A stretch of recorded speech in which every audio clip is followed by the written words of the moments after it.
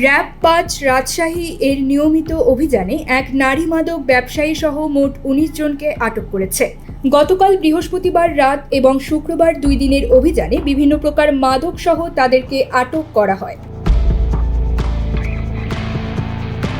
বৃহস্পতিবার রাতে রাজশাহী মহানগরীর রাজপাড়া থানাধীন অভিযান পরিচালনা করে গাঁজাসহ ৭ জন এবং মাদকসেবী ১০ জনকে আটক করতে সক্ষম হন। অপরদিকে ২৩ মে রাতে জেলার গোদাগাড়ী উপজেলায় অভিযান পরিচালনা করে ৬৪ বছর বয়সী মোছাম্মদ আরজান বেগম ১০১৫ লিটার চোলায় মদসহ আটক করা হয়। অভিযান পরিচালনা করে মাদক ব্যবসায়ী সম্রাট হোসেন আবিরকে ৩০৭ বোতল ফেন্সিডিল সহ আটক করেন র‍্যাব। সে রাজশাহীর পুঠিয়া উপজেলার চিতলপুর গ্রামের মৃত আব্দুর রহমানের ছেলে।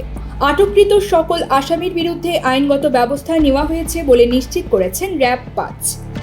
News desk, focus TV.